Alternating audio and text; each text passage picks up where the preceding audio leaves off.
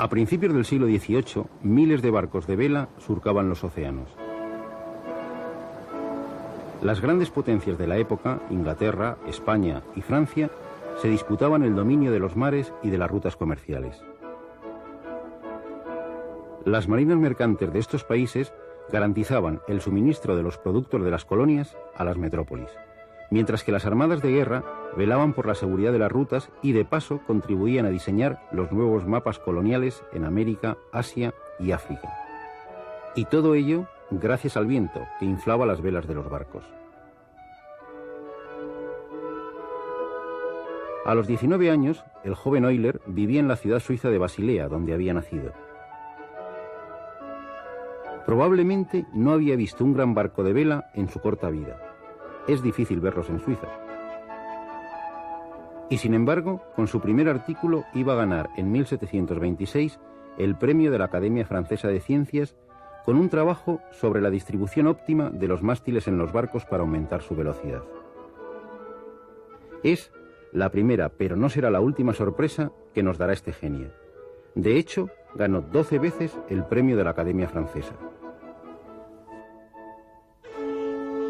La familia más popular en la historia de las matemáticas es sin duda la familia Bernoulli. 8 de sus miembros, de 3 generaciones distintas, fueron matemáticos excepcionales.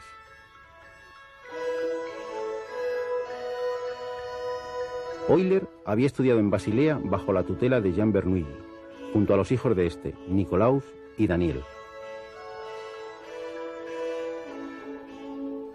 Nicolaus y Daniel fueron fichados por Catalina la Grande como profesores de matemáticas de la recién creada Academia de San Petersburgo, y estos llamaron a Euler para ocupar una plaza de profesor de medicina. No es tan extraño, ya que Euler había estudiado, además de matemáticas, teología, astronomía, medicina, física y lenguas orientales. Con solo 20 años viaja a Rusia y a los 26 ocupa la cátedra de Filosofía Natural en San Petersburgo. En esta época resuelve uno de los problemas más famosos de la historia de las matemáticas, el de los puentes de Königsberg. Königsberg era una ciudad de la antigua Prusia situada a orillas del Báltico. Está atravesada por el río Pregel, que la divide en 4 partes conectadas entre sí por 7 puentes. Los vecinos se preguntaban cuál sería la ruta para atravesar los 7 puentes pasando solo una vez por cada uno. Euler demostró que eso era imposible, dando de paso origen a una nueva rama de las matemáticas, la teoría de grafos y redes. Representó cada barrio como un punto y cada puente como una línea que une 2 puntos. Para poder trazar la ruta pedida, pasando una sola vez por cada puente, es necesario que de cada punto salga un número par de líneas, salvo el punto del principio y el del final. Sin embargo, Euler observó que los 4 puntos tienen un número impar de líneas, con lo que es imposible recorrerlos todos pasando una vez por cada uno de ellos. Por fortuna para las matemáticas, Königsberg tenía 7 puentes. Si hubiese tenido uno menos, quizá hoy no existiría la teoría de grafos y redes.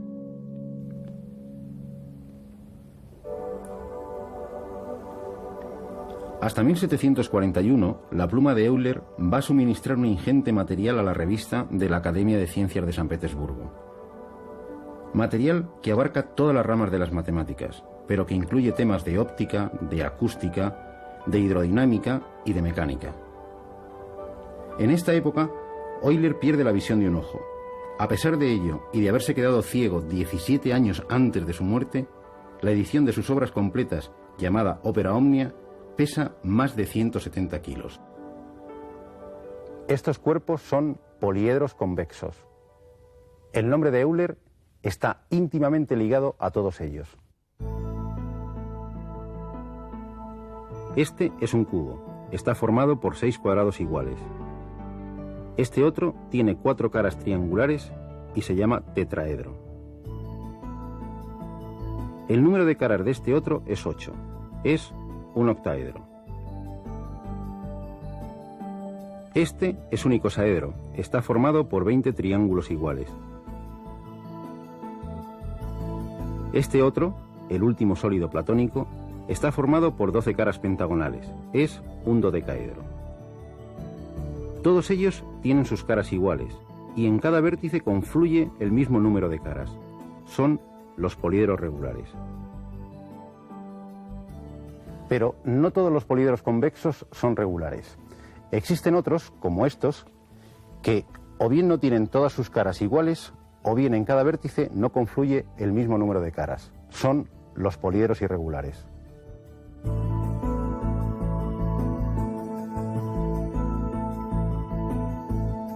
El cubo tiene 6 caras, 4 laterales, una arriba y otra abajo.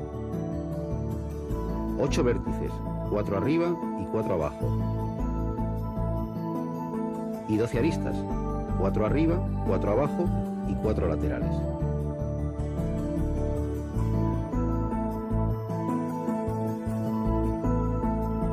Si sumamos el número de caras más el de vértices, 6 más 8, obtenemos 14, 2 más que el número de aristas.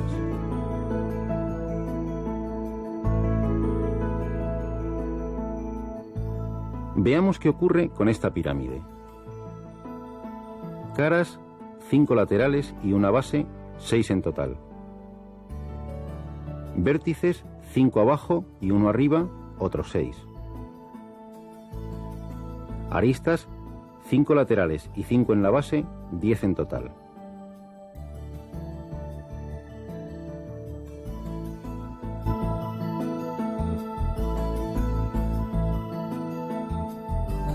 Vaya, otra vez las caras más los vértices es igual al número de aristas más 2. Y esto ocurre con cualquier poliedro convexo. Euler fue el primero no solo en darse cuenta de esta relación, sino en demostrar que sería así con todos ellos.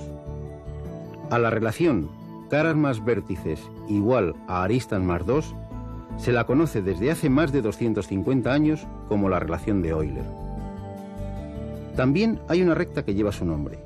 Esta vez tiene que ver con algo tan estudiado a lo largo de la historia como los triángulos. La mediana de un lado es la recta que une el punto medio del lado con el vértice que está enfrente. Las 3 medianas de un triángulo se cortan en un punto, el baricentro. Algo similar pasa con las rectas perpendiculares a cada lado que pasan por el punto medio, las mediatrices. Se cortan también en otro punto, el circuncentro. Ya no nos sorprende que las 3 alturas también se corten en otro punto, el ortocentro.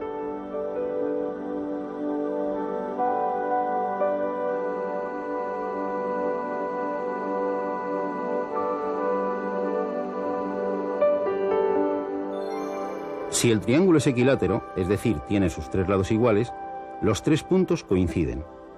Pero si los 3 lados son diferentes, son 3 puntos distintos. Estos hechos se conocían desde hacía más de 2000 años. Lo que en el siglo XVIII nadie sospechaba es que esos 3 puntos, no importa de qué triángulo se trate, siempre están alineados, es decir, están sobre una misma recta, la recta de Euler.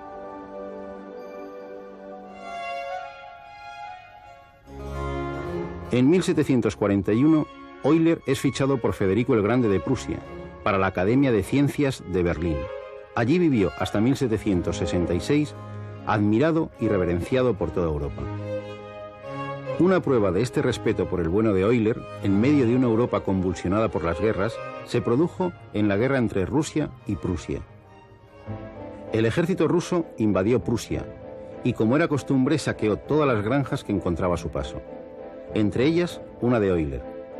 El general ruso, al enterarse de quién era el dueño, hizo pagar todos los destrozos y añadió como regalo al ilustre matemático 4000 florines. Respetado por todos menos por el propio Federico, que con un gusto más bien dudoso le llamaba cíclope matemático, aludiendo a su falta de visión en un ojo. A pesar de su creciente ceguera, Euler conservaba una mente prodigiosa para el cálculo mental y una memoria increíble. Era capaz de recitar la Eneida de memoria y en latín. Esta es la lista de los 100 primeros números primos. Intente aprendérselos de memoria. Imposible. Pues Euler no solo lo sabía de memoria, sino que era capaz de decir, sin utilizar lápiz ni papel, sus cuadrados, sus cubos y hasta sus potencias sextas. Y no es ninguna broma, sobre todo pensando que, por ejemplo, 541 elevado a 6 es un número de 17 cifras. Con esta mente para los cálculos, Euler no podía dejar de responder a los retos del matemático francés Fermat, planteados un siglo antes. Los pitagóricos ya habían observado una rara relación entre los números 220 y 284. Si sumamos todos los divisores de 220, obtenemos 284, el segundo número. Y si sumamos los de 284, obtenemos el primero, 220. Los llamaron números amigos. Fermat había descubierto en 1636 la segunda pareja de números amigos, 17.296 y 18.416. Su compatriota y rival Descartes, 2 años más tarde, descubrió una tercera, nada simple por cierto, 9.363.584 y 9.437.056. Hubo que esperar más de 100 años para que Euler descubriera otra pareja que se le había pasado por alto a Descartes, 122.265 y 139.815. Y además de esta, otras 59 parejas. Fermat, en una carta enviada a un amigo, le cuenta que había hecho otro descubrimiento sorprendente. Si A es un número natural cualquiera, por ejemplo 9, y P un número primo que no es divisor de A, por ejemplo 5, siempre se cumple que P, en este caso 5, es divisor exacto de A elevado a P menos 1 menos 1. En nuestro caso, 9 elevado a 5 menos 1 menos 1. En efecto, 9 elevado a 4 menos 1 es igual a 6.561 menos 1 igual a 6.560, que es divisible por 5. 6.560 dividido entre 5, 1.312. Esta brillante joya numérica se conoce como el pequeño teorema de Fermat, y cómo no, fue demostrado por Euler cuando tenía 29 años. Pero también se atrevió con el más conocido y recientemente demostrado último teorema de Fermat. No existen 3 números enteros, x, y y z, que verifiquen que x elevado a n más y elevado a n sea igual a z elevado a n cuando n es mayor que 2. Pues bien, aunque Euler esta vez no logró demostrar el teorema, al menos nos dejó las demostraciones cuando n es igual a 3 y n es igual a 4.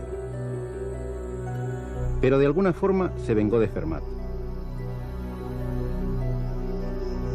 Este, en otras de sus mágicas intuiciones, afirmó que todos los números de la forma 2 elevado a 2 elevado a n más 1 son números primos.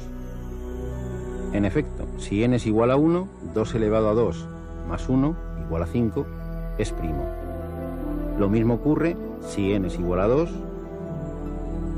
si n es igual a 3, si n es igual a 4, y aquí se quedó Fermat y concluyó que funcionaría siempre. Sin embargo, la prodigiosa calculadora mental de Euler iba a tirar por los suelos esta afirmación, con el siguiente valor de n. No es tan fácil decidir si este número tiene divisores y Fermat ni lo intentó.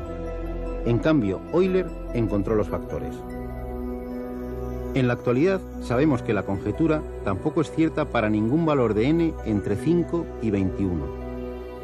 Un gran fiasco para el casi siempre acertado visionario Fermat. Cuando casi contaba 60 años, Euler, cansado del trato poco amable de Federico el Grande, decide volverse a San Petersburgo, con su más que numerosa familia. Y al año siguiente pierde la visión de su ojo sano, quedándose definitivamente ciego. Pero al igual que Beethoven con su sordera, la ceguera de Euler no le va a impedir seguir creando obras geniales durante 17 años, realizando los cálculos mentalmente y dictando los resultados a alguno de sus hijos. Aunque cualquiera de sus incontables descubrimientos habría hecho a Euler pasar a la historia, donde se sentía como pez en el agua era al tratar con series infinitas.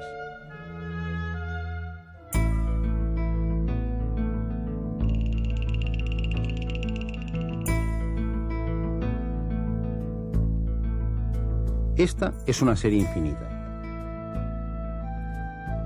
Está formada por infinitos sumandos cada vez más pequeños. Un reto para los matemáticos, a partir de Newton y Leibniz, fue descubrir el valor de la suma de series como esta. A pesar de sumar infinitos sumandos, el resultado es un número pequeño, 2.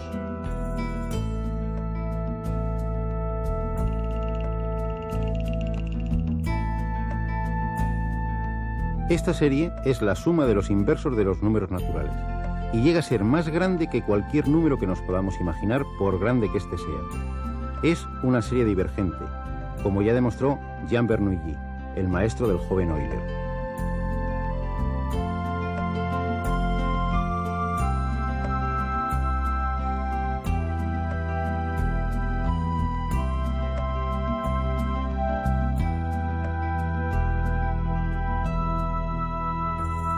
¿Qué ocurrirá con esta otra, formada por los inversos de los cuadrados de los números naturales? Euler calculó la suma de los 100 primeros términos hasta encontrar un resultado con más de 20 decimales.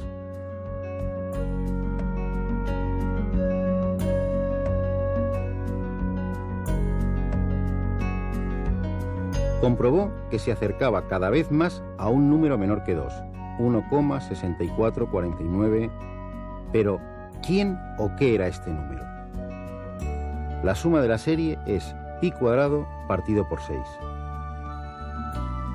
Pero Euler no se paró aquí. Siguió sorprendiendo a toda Europa con resultados como estos. En todos ellos aparece pi, un número emblemático para Euler. Pi aparece como producto de números pares e impares. También aparece pi en la suma de los inversos de los cuadrados de los números pares.